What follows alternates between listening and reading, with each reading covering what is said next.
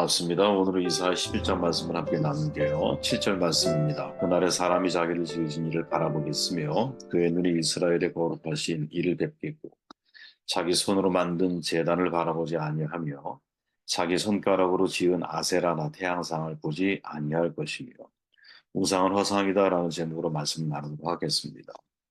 이사야 17장은 다메섹 즉 아람의 멸망에 대한 예언이죠. 아람에서 때 다메섹은 주전 732년에 멸망합니다. 성경에 보니까 그 멸망은 무너진 무더기요 1절 돌보는 사람 없이 풀을 뜯는 양떼들의 모습입니다. 2절에 보니까 다메섹의 멸망은 반아수르 동맹을 함께 결성했던 북왕 이스라엘의 운명과 별개일 수 없었던 것이죠. 뭐 전쟁이 부분적으로 일어나기도 하지만 사실은 전쟁이 일어나면 옆에 나라, 이웃 나라도 같이 이제 침범을 당할 확률이 대단히 높잖아요. 이런 운명을 같이 하고 있는 모습을 보여주고 있는 거죠. 심판이 임하면 그들은 더 이상 자기들이 선비들 우상을 쳐다보지도 않을 것이고 그 이유가 뭘까? 그 우상이 아무 도움이 되지 않는다라는 것을 비로소 알게 되고 오직 하나님만의 심판자이심을 깨닫게 될 것이기 때문이죠. 오늘 우리가 읽은 바로 그 말씀입니다. 결국 다메섹과 에브라임이 하나님의 심판을 피할 수 없는 것은 그들의 우상 숭배 때문이었고 구원의 하나님을 잊고 하나님을 마음에 두지 않았기 때문이라고 8절에서 10절 사이에 증언하고 있죠. 나름 제일 좋은 길을 선택하며 살아갔지만 그 열매는 험하다라는 사실을 깨닫게 됩니다. 결국 직접적인 세력, 이 멸망의 원인은 아수르지만 이 모든 일들의 배후에는 하나님의 주권이 움직이고 있다는 사실을 우리는 목격하게 되죠. 과연 이것이 우리에게 전하는 중요한 교훈이 뭘까? 바로 우상은 허상이라는 거죠. 이걸 우리가 잊으면 안 된다고 봐요, 여러분. 인간의 역사, 우상 숭배의 역사 아닙니까? 인간의 역사는 우상 숭배의 역사죠. 왜? 인간의 마음속에는 하나님으로부터 이제 분리불안 떨어져 나오면서부터 마음속에 종교의 씨앗이 있잖아요. 그죠? 하나님만이 지을 수 있는 방이 있는데 그것을 다른 걸로 하나님을 내가 이제 보지 못하고 느끼지 못하고 경험하지 못하니 다른 것들로 채우기를 늘 원하는 거죠. 그게 바로 우상 숭배 아니겠습니까? 구약에는 바알, 아세라, 다곤, 아스타로 정말 수많은 우상들이 소개되고 있죠. 그 우상들은 사실 물질 숭배의 다른 표현이라고 우리는 이해할 수 있죠. 왜? 대부분이 풍요를 약속하는 것들이기 때문에 그래요. 형체는 다르죠. 모양은 다를 수 있어요. 대상이 다를 수도 있어요. 하지만 내용은 같다라는 거죠. 물질을 추구하려는 욕망의 표현. 오늘날에는 말 그대로 물질이 우상의 시대를 살아가고 있잖아요. 여러분, 만mon의 위력이 얼마나 대단합니까? 지난번 우리가 우리나라의 중산층에 대한 기준을 제가 잠깐 얘기한 적도 있지만, 지금 20대, 30대, 심지어 40대까지 거의 이들의 머릿속에는 내가 돈을 버는 것이 인생의 삶의 목적이 되어버린 사람들이 거의 대부분이라고 말할 수 있거든요. 왜 그럴까? 돈이 편리함을 주잖아요. 물론 돈으로 살 수 없는 것이 있다는 사실을 알아요. 하지만 이 세상을 살아가는 동안 돈이 있으면 편리하거든요. 근데 이 편리를 추구하는 것이 뭐예요? 문명이거든요. 문명은 여러분 편리 때문에 발전해 온 거예요. 당연히 여러분 편리를 추구하는 문명에서 돈은 편리함의 상징이 되고 있으니 이 돈의 위력을 경험한 사람의 입장에서는 돈을 추구하지 않을 수 없는 거죠. 돈의 위력을 아는 목회자는 여러분 복에 대한 설교를 강조할 것이고 또 돈의 위력을 아는 성도는 그 설교를 근거로 돈을 추구하며 살아가게 될 거예요. 존 스토트 목사가 이런 말을 했죠. 하나님의 뜻을 쫓아가는 사람은 천국으로, 사람들이 원하는 것을 따라가면 결국 지옥으로 들어간다. 아주 냉철하지만 분명한 말이죠. 우리는 과연 하나님의 뜻을 쫓아갈 것인가? 아니면 세상 사람들이 걸어가는 그 넓은 길을 따라 인생을 살아갈 것인가? 우리의 선택이 되게 중요하다고 저는 봅니다. 과연 우리의 삶의 동기와 목적이 뭘까? 먼저 그의 나라와 그의 일을 구하는 삶일까? 아니면 무엇을 입을까, 무엇을 먹을까, 무엇을 마실까를 염려하며 인생을 살아가는 삶입니까? 항상 진지하게 우리 자신을 되돌아봐야 한다고 생각을 합니다. 목숨이 더 중요한 거예요. 의복보다 몸이 더 중요한 것. 우리의 인생에 여러분, 내가 살기 위해서 먹는다, 먹기 위해서 사는 게 아니라고 한다면 여러분, 분명히 그의 나라와 그의 의를 구하는 삶이 1순위가 될 때 나머지는 질서가 잡혀 나아가는 것이죠. 또한 인간의 역사는 자기 우상화의 역사이죠, 여러분. 물질이 우상이라면 또 다른 우상이 뭐예요? 에고, 나죠, 나. 나. 포스트 모더니즘 시대에 더욱 심각하게 이런 현상들이 드러나잖아요. 우리가 소위 아이돌이라고 하는 표현, 아이돌. 제가 지난 시간에 잠깐 말씀을 드렸지만 정치계나 연예계나 아이돌이 되고 싶은 사람이 너무나 많은 것 같아요. 아이돌은 여러분 말 그대로 하나님의 형상을 닮은 내 자신을 하나님의 형상으로 만들어 나아가려고 하는 몸짓이거든요. 우상이거든요. 욕망이 투사일 뿐인 거예요. 사람들은 우상을 빙자해서 하나님의 자리에 자기 자신을 앉히려고 하죠. 근데 그런 모든 우상들은 결국 심판을 받게 되어 있다는 사실을 절대로 잊으면 안 된다고 봐요. 이 세상에 여러분 우리가 우상으로 섬겼던 사람들이 한순간에 나락으로 떨어진 경험들을 얼마나 많이 경험합니까? 그런 점에서 여러분 우상이라고 하는 것은 말 그대로 아이돌은 여러분 허상이거든요. 실체가 아니라는 거. 잠시 사람들의 지지와 인기를 받았던 것 뿐인 거죠. 허상은 여러분 실상이 나타나면 사라져야 돼요. 그런데 바로 이러한 장면을 목격하게 하는 내용이 우리가 읽은 7절, 8절 말씀이라는 거죠. 이사야가 이렇게 말합니다. 자기 손으로 만든 제단을 바라보지 아니하며 손가락으로 지은 아세라나 태양상을 보지 아니할 것이며 놀라운 증언이죠. 이들이 자기를 지으신 창조자 하나님, 역사를 주관하시는 하나님을 만나게 되면 더 이상 자기 손으로 만든 제단, 아세라나 태양상을 보지 않게 된다라는 거예요. 야, 우상이 허상이었구나. 우상이 무력한 존재로. 이걸 깨달았기 때문인 거죠, 여러분. 여러분, 사무엘서에 보면 정말 재밌는 표현이 나오는데, 사무엘상 5장 3절에 보니까 아스 사람들이 이튿날 일찍 일어나 본즉 다곤이 여호와의 궤 앞에 엎드러져 그 얼굴이 땅에 닿았는지라. 그들이 다곤을 일으켜 다시 그 자리에 세웠다니. 무슨 내용인지 아시죠, 여러분? 법궤가 다른 사람들은 이방신의 손에 넘어갔는데 그거를 다곤 신사 앞에 둔 거야. 신들의 전쟁인 거죠, 말 그대로. 다음날 갔더니 다곤상이 엎어져 버렸어. 사람들이 다곤상을 일으켜 세우는 장면을 묘사하는 거거든요. 자, 여기서 여러분 우상의 실체가 그냥 드러난다고 봐요. 그죠? 자신들의 부축을 받아야 일어날 수 있는 존재. 이게 다곤신인 거죠, 여러분. 나의 부축을 받아야 제 자리에 설 수 있는 신. 여러분 되게 상징적인 표현인 거예요. 여러분 일본에 가면 도쿄에 신전 큰 거 있다 그랬잖아요. 거기에 동전을 떨어뜨려. 뭐하나 처음에 물어봤어. 그랬더니 동전을 떨어뜨리면 신을 깨운다라는 거예요. 한참 웃었어요, 속으로.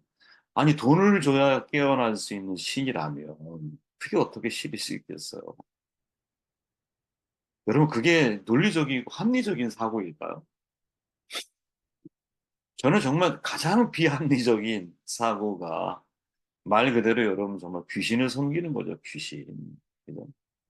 내 마음대로 움직일 수 있는 신, 내가 조정할 수 있는 신을 만들기를 원하는. 어떻게 동전을 떨어뜨려야 신이 깨어나? 그죠? 물론 뭐 그건 일부분이겠지만, 이런 사람들의 행동 속에 사실은 굉장히 이 뭐랄까요?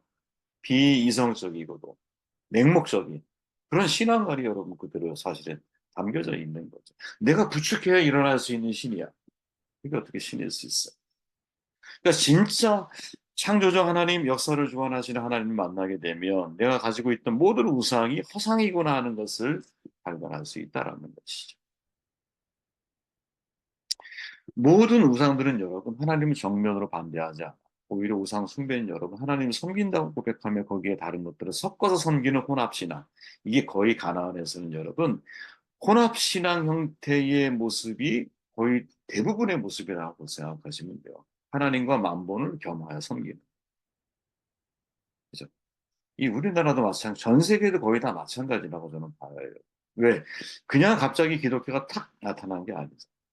그 전에 베이스가 있었어. 우리나라의 경우 유교도 있었고, 불교도 있었고, 그다음에 뭐 그 이전에 무속 신앙이 있어. 토테미즘적인. 그리고 우리는 무당, 신내림에 대해서 얼마나 익숙해요, 저희는.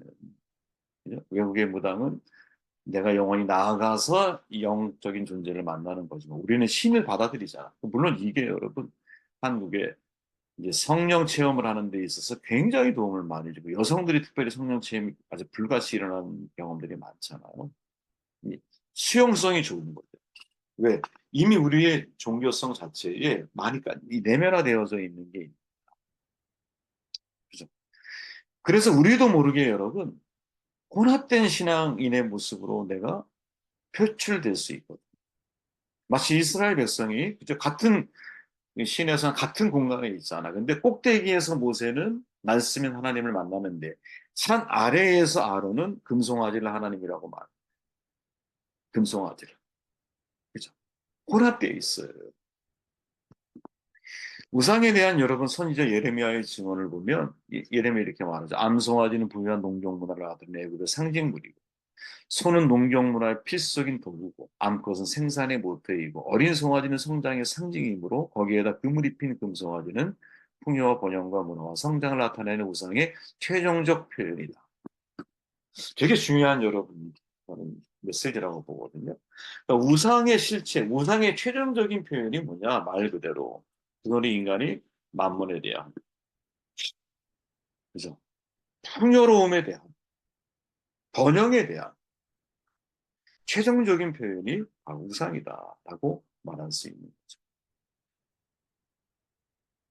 자, 그렇다면 우상 숭배가 과연 어디에서 가장 많이 일어나고 있을까? 이런 질문을 만약에 던지게 된다면 저는 이 세상도 물론 여러분 세상을 드러내놓고 우상을 숭배한다면 등잔빛이 어둡다고 정말 우리가 주의하고 정말 우리가 고민해야 하고 진지하게 살펴봐야 할 것은 교회 내부라고 봅니다.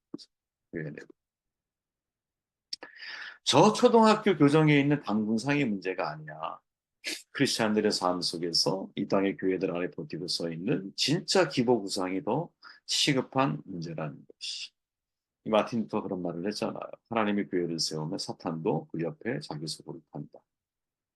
그러니까 교회 옆에 어떻게 보면 교회 내부 안에 예배당 내부 안에 가장 사탄이 적극적으로 우상을 만들어낸 일을 사탄 앞에 무릎 꿇게 만드는 일들을 분명히 만들어낼 수 있다라는 거죠.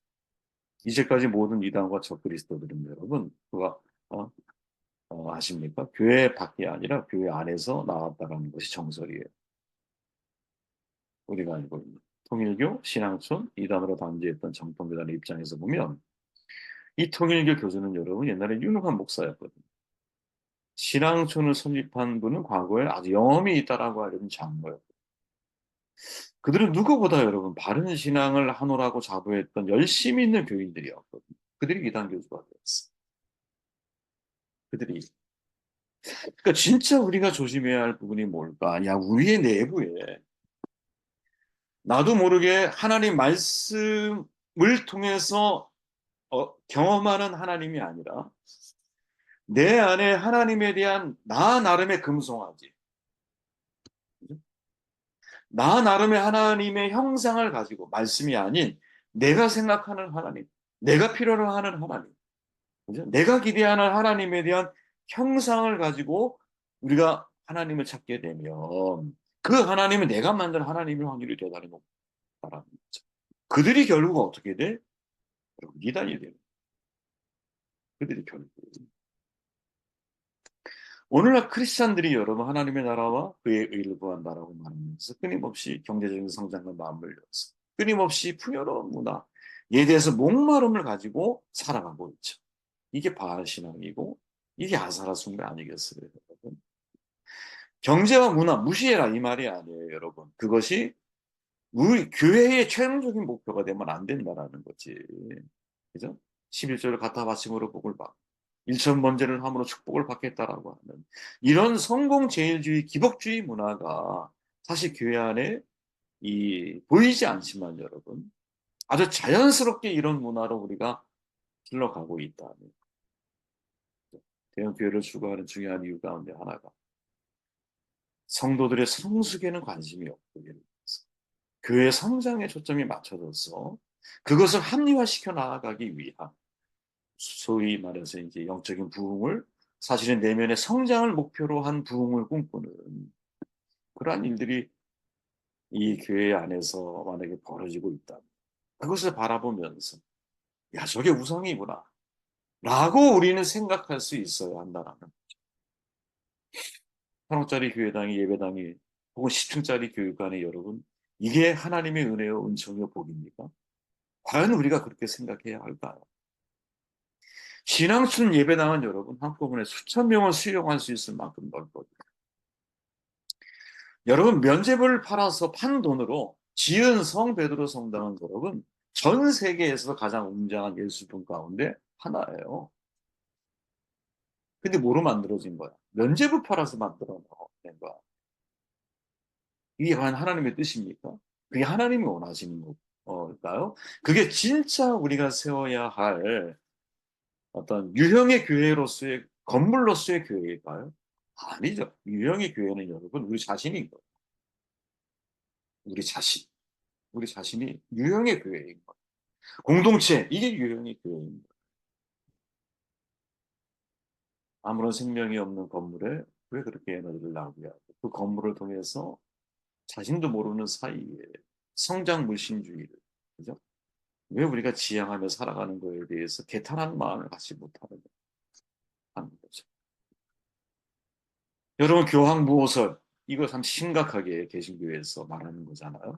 그러나 여러분 엄밀한 의미에서 가만히 생각해 보면 과연 개신교 목사님들 가운데는 교황무호설 자기 자신에 대해서 마치 하나님의 거룩한 은혜로 용서받고 또 사역자로 부름을 받았기에 죄인이지만 의인이라고 하는 마음을 가지고 죄인됨의 뿌리를 내리지 않고 의인이라고 하는 것에 초점을 맞춰서 자기 자신이 목사이지만 마치 교황처럼 자기 우상화를 하고 자기 말은 절대로 틀리지 않아.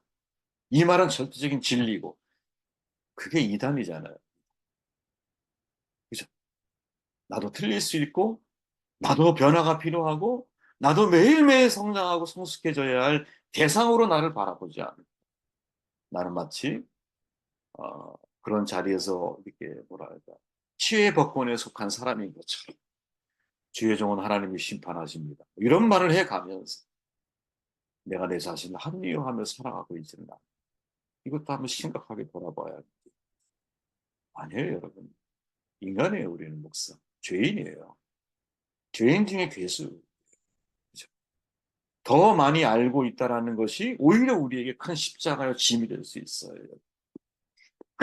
가르친 대로 살지 못하는 것이 오히려 하나님 앞에 심판의 내가 삶이 될 수도 있는 거예요.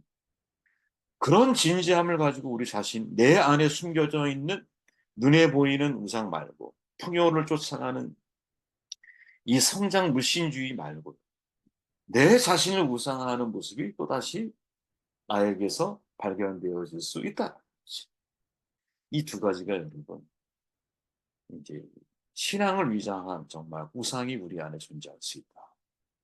이 우상이 허상이라는 사실을 빨리 깨닫고 사실은 끊임없이 우상을 제거해 나가 경계하는 일을 게을리하지 말아야 되지 않겠나 이런 생각을 해보게 되었습니다.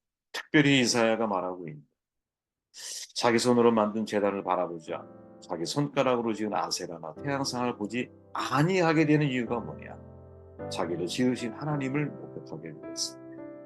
그분의 거룩하심을 깨닫게 되었으니 비로소 우상이 실상이 아니라 우상이 허상이라는 사실을 깨닫는 거죠. 이 은혜가 있기를 바랍니다.